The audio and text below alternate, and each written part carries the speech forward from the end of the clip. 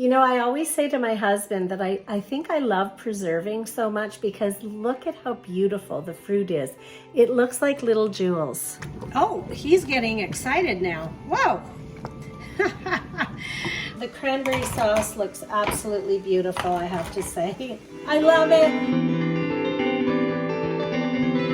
Hi, one of my favorite things, homemade cranberry sauce preserved. So anytime you want, you can take a jar off the shelf and serve it for your meal. So let's get cracking. So we start with 40 cups of cranberries, fresh or frozen. Yes, that is 40. If you feel like I'm a crazy lady and you don't want to do this much, you can half the recipe and it's not going to affect the recipe at all. But yes, this crazy lady does a big batch so that it's done, and we have lots of jars for future, but you can definitely cut it in half and you'll be fine. So 40 cups of cranberries, that's 40. You know, I always say to my husband that I think I love preserving so much because look at how beautiful the fruit is. It looks like little jewels. Look how pretty that is, all those beautiful cranberries. They are just gorgeous. Yeah, had to share that with you because that's one moment that I love, is seeing that fruit in there. So to the pot, we have to add the juice of 12 lemons. So remember I showed you this rolling method in the lemons. What that does is it just, you know, it makes the juices all come alive in the lemon, and you actually get more juice out of it when you cut it and squeeze it. So after you roll it, I have my handy dandy juicer. This thing, I don't know where I got it, but it's awesome. If you ever see one, it's just got a little pan underneath and then your juicer on top, and it's stainless steel. I've had it for years. If you ever find one like this, grab it because I use it all the time. It's awesome. So again, we're going to get the juice of 12 lemons. I know that's a lot of lemons to squeeze, but we do have 40 cups of cranberries, so you want to get the lemons in there. So let's talk about lemons while we're doing this, because they are awesome when you're preserving. They do so many things. First of all, in preserving, that's very important, is the lemons prevent bacteria growth. So they help to keep your preserves nice and clean without any bacteria. It also adds a sparkle to whatever you're preserving. Like I find when I have lots of lemons in my preserves, they are a nice bright color because it's kind of nature's, I don't know, I call it nature's sparkler. She puts lots of sunshine into that jar with these beautiful lemons. It also has pectin. Lemons have pectin, a lot of pectin, so that helps to set your jams, which just means, you know, it helps to thicken it. I'm talking about jams, but cranberry sauce is the same. You know, you need the pectin to thicken it. And lemons are extremely rich in pectin. So your preserves are always better with lemons. They do so many things. And it also has, lemons have citric acid, which is a natural preservative as well. So, you know, lemons are doing a lot. They're setting your jam, they're preventing bacteria growth, they're making the jam or the sauce thicker, they're acting as a natural preservative, they're bringing sparkle to your preserves. So there's so many things that lemons do. So we are going to juice 12 lemons. Now I just want to remind you to organize your kitchen before you get going. I forgot to tell you that little tidbit, because especially in preserving, if your kitchen is organized, you are going to have a much easier time and things are going to flow better and it's going to go faster and you won't get discouraged. So I just want to show you I have my honey sitting out on the counter, ready to go. And then I also have all of my jars sterilized. You can put them through the dishwasher, which is awesome. It really sterilizes them. Or you can just run them with hot water, and that'll do the trick. I also have my lids, the screw lids and the snap lids ready to go. And I always have an extra bowl sitting on the counter because you don't know when you're going to need it. And then of course I have my lemons that we're doing for the juice. And then you have, oh, I always have a pot of sink water, or my sink full of water, because as you're going along you can wash whatever dishes come your way, and then when you're done your preserves, everything's already washed up instead of waiting until the last minute. And then we are going to go over to the big pot with the cranberries in it, and we are all set to go. So the fresh lemon, if you want it in cups, those lemons actually came to 2 cups of fresh lemon juice. So we're going to pour this fresh lemon juice into the cranberries. So you can see I brought this to a nice simmer. And you don't have to mash your cranberries because they'll automatically break up as you're going through this process. So don't bother mashing them. But what I did was I turned it a little bit high. I say a little bit high because you have to keep an eye on it at this stage, because you do not want to scorch this. Otherwise your whole batch is useless. So you have to be staying in the kitchen and watching what you're doing right now. So I did start it a bit high, and then I turned it down to more of a simmer medium heat. And you can see it's nicely bubbling now, and that's the stage that you want to get to for your next step. Okay, so you just want to make sure that you're just simmering it. I'm going to turn it down because it's simmering a little bit too high, because you have to be very careful that you don't scorch the bottom. So once you get it thick like this, now you want to add your honey, and you're going to add 15 cups of honey. So that's 15 cups of honey. And you don't want to add sugar or you don't want to substitute anything for the honey, because the honey is what gives it the nice texture in this recipe. So don't use anything except honey. And so you're going to do 15 cups, that's 15.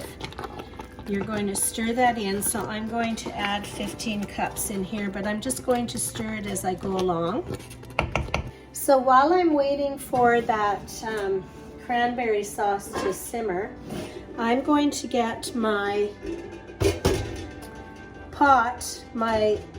This is a water bath pot, and it's just a regular enamel pot with a little rack in it that you can put your jars in, and of course it has the lid. So I want to get this ready, so I am going to fill it with some hot water, and then I am going to put it on the stove to boil to get it ready for actually putting the cranberry sauce in the jars, and then we'll put it in this pot. So that's what we're going to do right now. So this is simmering quite nicely. You just want a very slow simmer, because, oh, he's getting excited now. Whoa! I said a slow simmer, but he's starting to get feisty. But the reason, okay, so I'm going to turn it down. It's probably a little bit high. The reason you want a slow simmer again is so that you don't scorch anything. And I do want to talk about this recipe because for jams and sauces and that kind of thing, I've worked probably over a 5-year period. You know, every once in a while, just changing a recipe, tweaking it here, tweaking it there. And the reason I don't use pectin is because I was always disillusioned with how much sugar you have to put in there. And to me, everything just tasted like sugar. I wanted to taste the fruit. So I finally found this method where I don't use pectin, and because I use honey, I can use half the amount of sugar that you would normally use. And to me, you can taste the beautiful berry instead of just tasting sugar. So that's the reason you can't substitute sugar. And you know, my recipes don't have pectin because I just want to use the natural pectin from the fruit so that I don't have to use so much sugar. And I have to tell you, when you put these recipes on the table, people will notice the difference. They tell me all the time when I serve my jams and sauces that, oh, this tastes like the berry instead of tasting like sugar. They notice it right away. So, you know, that's why I do this recipe. So I just wanted to show you once again what a small simmer looks like, because this guy was getting really carried away. So, you know, it's just lightly bubbling, nothing crazy, and you just keep stirring it frequently until it thickens. And I will show you when it thickens what you're looking for. See, right now the sauce is still runny, and you don't want that. You want it to come off the spoon in moist little clumps. So we'll just keep simmering this away for a while. So this is what your cranberry sauce is supposed to look like. See how it's falling off the spoon in very, very juicy chunks? That means it's ready. So you don't want it runny, you don't want it really dry, chunky, you want it juicy chunks. That means you're ready. So now we're ready to put it into the jars. So we have our canner boiling right here, and right here I have some hot water boiling so that I can put it onto the lids, and we'll do that together. So this canner pot is boiling, and then I have in the back here, I have just a teapot full of boiling water that I'm going to put on the lids. So you want to put boiling water right over your lids. You never boil your lids, but you do take boiling water and put it on your lids, because that sterilizes them and that gets them heated up to get ready for the canner. So we do that. So now we're going to fill these jars with this beautiful cranberry sauce, and I'm going to go close to the sauce so I don't spill it all over the place.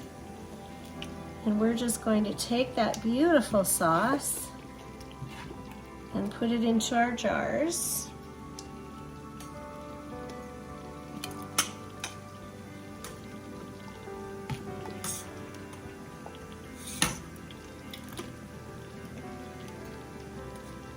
What I love, one of the things that I love about canning cranberries is that it brings back so many memories of Thanksgiving. You know, my husband and I are real foodies, so we like to show our love. I'm going to turn this down to minimum so that, you know, you want to keep your cranberries sauce hot, but you don't want it boiling like this anymore or simmering, because you don't want it thickening even more. So I turned it down there.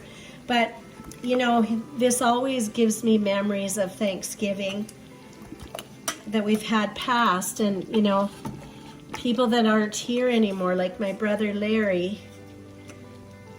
Sad that he's not here anymore, because he loved Thanksgiving. He loved coming to the farm for Thanksgiving. So it makes me think of him. It makes me think of my daddy, because he loved family get-togethers, and it brings back so many memories.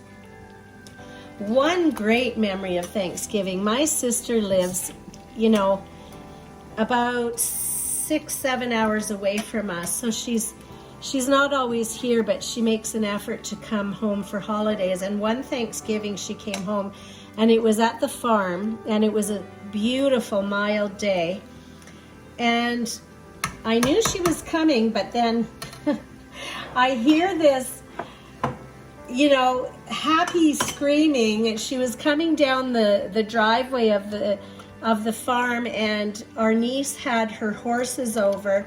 So there were beautiful horses in the field. It was a crisp fall Thanksgiving. The leaves were beautiful. She had never seen the pond because my husband, you know, made the pond really big. So as you come down the road, you can see the pond. And she was just so excited. She had to stop and take pictures in the driveway. She was just beside herself. She said it was the best memory of Thanksgiving that she'll ever have. So that Thanksgiving, we had such a mild day that day. My husband, who is an adventuresome guy, said, we're not going to waste our time eating in the house. We're going to have Thanksgiving outside. So we set the table outside, and I have to say, my sister was right. It was one of the most beautiful Thanksgivings that we've ever had. So, you know, whoops, see what happens when I get talking? I get distracted.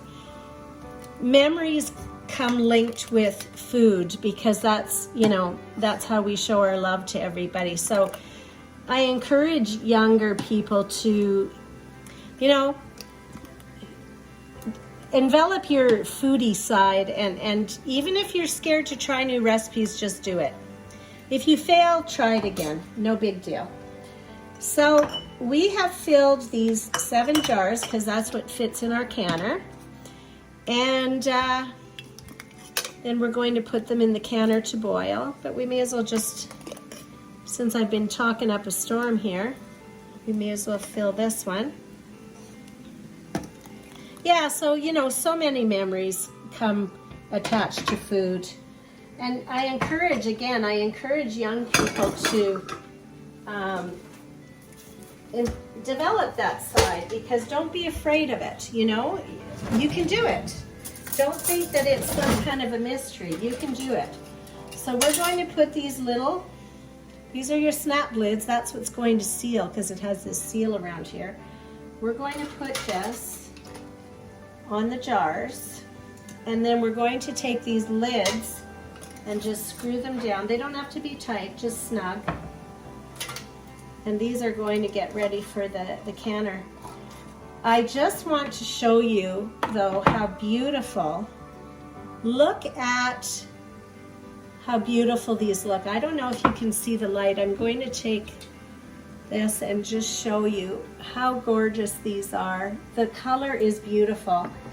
And I have to say, my husband, who loves to see me happy, and I always say to him, you know, the preserves are like little jewels and they're too pretty to hide in a cold storage, you know. And he said, no, I agree. We have to display your preserves. They're just beautiful. You put a lot of work in them, and they're so pretty, and we have to find a display for them. So when we built our new kitchen at the farm, this beautiful man built some hutches in the kitchen, and he's going to put some glass in the hutches that don't, you can put your jars inside and the light won't destroy what's in the jar, because, you know, you don't want to put your preserves in the sunlight because it'll destroy what's inside the jar. So he's going to put some glass in there to do that.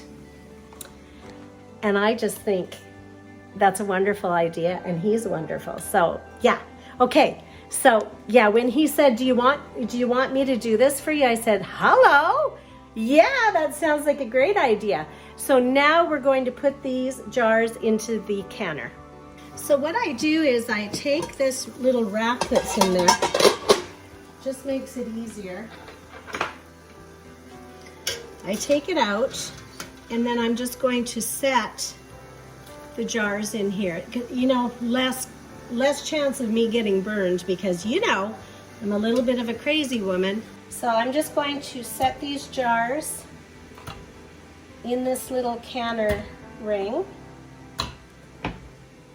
Oh my God, the cranberry sauce looks absolutely beautiful, I have to say. I love it. This next step is a little tricky because you want to do what's called tempering the glass jars. You don't want to just sit this in this water because it's going to crack the jars. And believe me, I've done it before. So what I like to do now is just kind of gently get the jars used to that boiling water so that when I put this into the water, they're not going to crack on me, because it is very disheartening to have that happen, because, you know, all your work, even if you crack one jar, it's like, seriously, why was I so impatient? Because now the glass is mixed with the preserves and you have to throw it out. So that's discouraging. So I just temper this and set it in there. Oh, and I've got too much water in there, so we're going to take some out. We'll do this again. Sorry, when I say process, I mean it has to be like a good solid boil for 30 minutes. So this was already boiling. I've set them in there. It'll take just a couple of minutes to boil. So I'm going to set my timer for 30 minutes total. So half an hour later, we're going to take these out of the hot water bath. Let me get my handy dandy mitts here. Woo-hoo. Take them right out.